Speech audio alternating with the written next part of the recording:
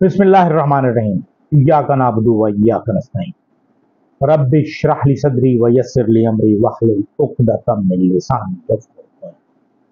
सदक़ल्लाहुल अज़ीम। अस्सलाम वालेकुम। MTL TV के साथ मैं हूँ एमटीएल यानी मोहम्मद तस्लीम। अगर आपने अभी तक हमारा चैनल सब्सक्राइब नहीं किया तो आप इसे सब्सक्राइब करें, लाइक करें और शेयर करें, क्योंकि हम इसमें पाकिस्तान के हकीकी मसाइल के बारे में गुफ्तगू। आज हम अपने प्रोग्राम में एक तो अपना मुस्तकिल सिलसिला पाकिस्तान के सूबों के बारे में बात करेंगे और अहम तरीन मसला बलूचिस्तान, उस पर गुफ्तगू करेंगे। पाकिस्तान का जो हमारा सूबों का तारुफ है उसे हम देख रहे हैं कि 7वां सूबा पाकिस्तान का क्या होना चाहिए। इसे हम सेंट्रल पंजाब या सूबा लाहौर कह सकते हैं, जिसमें लाहौर, गुजरांवाला, फैसलाबाद डिवीजन शामिल हैं। ये पाकिस्तान के जनूबी पंजाब जो है उसके साथ और दूसरी तरफ भारत से सरहद है और ये खालिसतन पंजाबी बोलने वाला सूबा होना चाहिए। और इस तरह जो तरक्की के मौके हमें मिल रहे हैं, जिसका दारुल हुकूमत लाहौर है, वो इस पर मुश्तमिल होगा। और के बाद जो दूसरी खबर हम जिस पर गुफ्तगू करना चाह रहे हैं, ये बहुत बड़ी खबर है कि ईरान ने पाकिस्तान ईरान गैस पाइपलाइन के हवाले से आलमी अदालत में जाने का फैसला कर लिया है। उसके पास आखिरी मौका है, सितंबर का महीना है। अगर सितंबर के महीने तक पाकिस्तानी हुकूमत उस मुआहदे पर अमल नहीं करती जिसके तहत ईरान ने अपने हिस्से की गैस पाइपलाइन डाल दी है और पाकिस्तान ने अभी तक काम भी शुरू नहीं किया,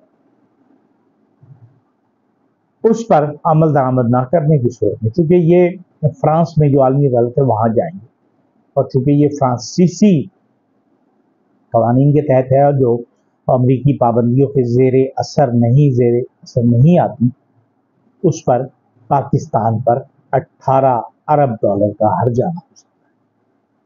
इससे पहले भी एक मरतबा जुर्माना हो चुका है पाकिस्तान पर, रेकोडेक पर, ये मुआहदे की खिलाफ वर्जी की और उसके बाद पाकिस्तान पर 6 अरब डॉलर का जुर्माना लगा।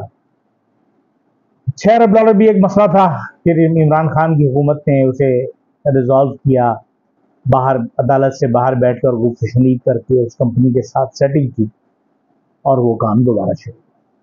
लेकिन अगर ये 18 अरब डॉलर भी हम पर जुर्माना लग गया तो हमारे तो भीख मांगे हुए भी 14 अरब डॉलर नहीं है, तो हम 18 अरब डॉलर कहाँ से देंगे? क्या दुनिया भर के पाकिस्तानी सफारत खानों पर कब्जा करके ईरानी हुकूमत के हवाले कर दिया जाएगा, या दुनिया भर में जहां भी पाकिस्तान एयरलाइन लैंड करेगा वहां उस जहाज को कब्जे में ले लिया जाएगा, जैसे मलेशिया में हुआ? बहरहाल, और इत्तलात ये हैं कि हुकूमत पाकिस्तान ने वकील ढूंढना शुरू कर दिया है। अब हम बात करते हैं बलूचिस्तान की।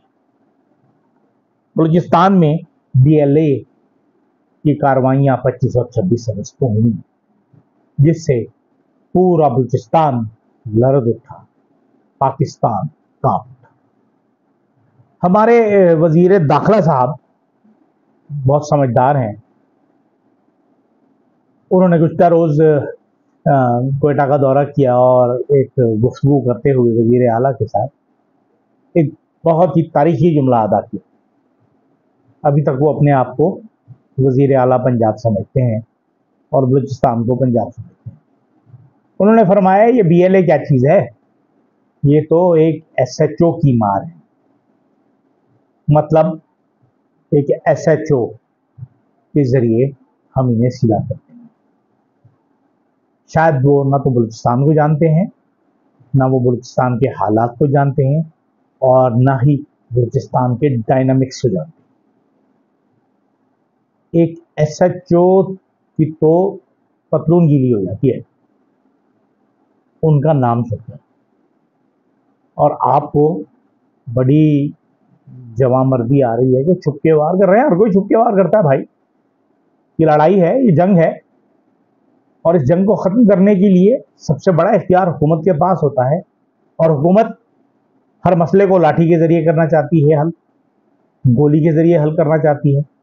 और बलूचिस्तान का मसला आप लोगों की समझ में, कम से कम मैं नहीं समझता कि मोहसिन नकवी साहब की समझ में आए। इसे मिस हैंडल किया जा रहा है और ये बिगड़ता चला जा रहा है। हमारे यहाँ जो पंजाब से ताल्लुक रखने वाले बहुत सारे दानिश्वर हैं, इसे पंजाबी बलोच झगड़ा बनाने पर तुले, जिसमें मुस्लिम लीग नून के रहनुमा भी शामिल हैं, सियासी रहनुमा भी शामिल है, वज़रा भी शामिल है। हालांकि ये पाकिस्तानी और दहशतगर्दों के दरमियान आम बलोच, कभी आपने उनसे मुलाकात की हो, कभी आपने उनसे ताल्लुक़ रखा हो, कभी आपने उनसे लेन देन किया हो, तो आपको पता चलेगा कि बलोच कितना वफादार, कितना इज्जत देने वाला और कितनी मोहब्बत करने वाला होता है। आपको ये पता नहीं। ये जो जंग शुरू हुई, ये लड़ाई शुरू हुई, इस लड़ाई को खत्म करने के लिए हमें मरहम रखना होगा, और इसके लिए हमें जनरल नासिर जंजुआ का जो अमल है उसी पर अमल करना होगा। जनरल नासिर जंजुआ ने मोहब्बत की, मोहब्बत करके इंसर्जेंसी को बहुत बड़ी हद तक कम किया। हम गोली चलाकर इंसर्जेंसी को खत्म करना चाह रहे हैं। जो कम से कम हमारे जो इंटेलिजेंस अदारे हैं वो तो जानते हैं कि इस पूरे इलाके में सिर्फ पीएलए नहीं है। आपका मुकाबला पीएलए से नहीं है, आपका मुकाबला मोसाद से है, आपका मुकाबला रॉ से है, आपका मुकाबला सीआईए से है। आपने हमजहती मल्टी डायमेंशनल आपने स्ट्रेटजीज बनानी। आपसे बलूचिस्तान काबू नहीं आ रहा। मोहब्बत से, ताकत से या झगड़े से किस तरह करेंगे आपकी समझ में नहीं है। और मेरे ख्याल में हमारे यहाँ उर्दू में एक कहावत है कि अगर कोई गुड़ से मरता हो तो उसे जहर देने की क्या ज़रूरत है। जो मोहब्बत से राम हो रहा है उसके लिए गोली चलाने की क्या ज़रूरत है। आज हमारे यहाँ बड़े बड़े दानिश्वर जो महारंग बलोच को सरेआम फांसी देने की बात करते हैं, क्या महारंग की तरह आपकी बहन या भाई कभी अगवा हुए हैं? महारंग की तरह बहुत से लोग हैं जिनके प्यारे अगवा हुए हैं, उनको आप लाइए बाहर, उनको सजाएं दिलवाइए कानून के तहत। पाकिस्तान में कानून मौजूद है, अदालतें मौजूद हैं। लापता करने से कोई मसला हल नहीं होगा, बल्कि मल्टीप्लाई होते हैं, बढ़ते हैं मसाइल।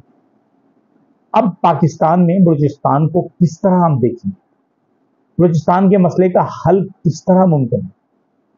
पहले तो गिफ्ट तशनीद होनी चाहिए।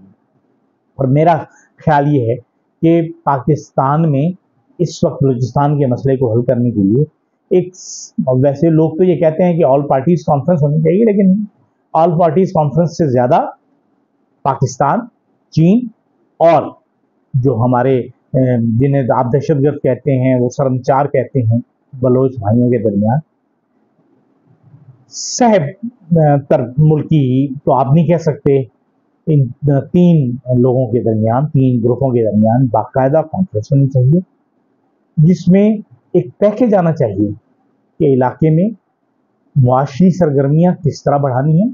आपको अगर पाकिस्तान, चीन और बलोच रहना सियासी और जो ज़ाहिर सियासी रहनुमाई आएंगे, और आहिस्ता आहिस्ता उसके बाद वो लोग पहाड़ों से नीचे उतरेंगे। पहाड़ों से नीचे उतरने के बाद ही कोई बात बने। आप चाहते हैं कि वो पहाड़ों में रहें, पहाड़ों में रहने वालों से आम लोग भी परेशान हैं। कभी हम लोगों ने ये सोचा कि वो आम लोग कितने परेशान होते हैं, कैसे परेशान होते हैं? ये तो कभी नहीं सोचा होगा। लेकिन हमने तो सिर्फ तमाम बलोचों को दहशतगर्द कह दिया। अरे भाई, बलोच मोहब्बत करने वाला है। ये बलोच पाकिस्तान से मोहब्बत करता है और उसने पाकिस्तान को ऑप्ट किया है। केपीके के पठान ने पाकिस्तान को ऑप्ट किया है। सिंध के लोगों ने पाकिस्तान को ऑप्ट किया है करारदाद पास करके, पंजाब के लोगों ने ऑप्ट नहीं किया। उन्हें पता था पाकिस्तान बनेगा तो हम पंजाब जो है पाकिस्तान का हिस्सा है। इन लोगों ने पाकिस्तान को ऑप्ट किया है, पाकिस्तान की हिमायत की है, पाकिस्तान में शमूलियत इख्तियार की है, लेकिन हम एक ही लाठी से हाँकने की तरीकाकार पर अमल करते हैं और यही हमारा सबसे बड़ा गलत तरीका है। इस वक्त हमें पाकिस्तान, चीन और बलोच सियासी रहनुमाओं को मिलकर एक लाहे अमल बनाना चाहिए जिसमें मुआशी, इक़्तिसादी और अमन व अमान की सरगर्मियां होनी चाहिए ताकि इलाका तरक्की करे, इलाके में कारोबार हो, लोग तरक्की करें, लोगों की माशी सूरत हाल बेहतर। इस वक्त तो माशी सूरत हाल कुछ है ही नहीं, गरीब गरीब से तर हो रहा है। सिर्फ अगर कोई कारोबार हो रहा है तो वो ईरान से तेल आने का हो रहा है और वो तेल जाहिर है आम आदमी तो कभी ला ही नहीं सकता। वो जो गाड़ियां आती हैं, हजारों की तादाद में गाड़ियां आती हैं, अरबों रुपए का वो तेल होता है, वो तेल ना गरीब आदमी ला सकता है, ना गरीब आदमी की हिमायत उसमें शामिल होती है, ना गरीब आदमी का आशीर्वाद शामिल होता है। उसमें ताकतवर बाख्तियार हल्की शामिल उनके हिस्से होते हैं और वो जब एक पोस्टिंग पे आते हैं तो एक साल में अरबपति होकर वहां से चले जाते हैं और पुलिस सिंध और पंजाब में छापे मार रही होती है कि ईरानी पेट्रोल बरामद, ईरानी पेट्रोल बरामद। ये सोचने की बातें हैं कि हमने बलूचिस्तान के साथ करना क्या है। बलूचिस्तान को अगर हमने तरक्की देनी है तो पहले वहां अमन व अमान और मुआशी तरक्की, और यहाँ हुकूमतें चीन के साथ मिलकर आपको एक हिकमत अमली बनानी होगी ताकि बलूचिस्तान तरक्की करे, ये खित्ता तरक्की करे और इसके फवायद से पूरा सेंट्रल एशिया फायदा हासिल करे। इजाज़त दीजिए, अल्लाह हाफिज़।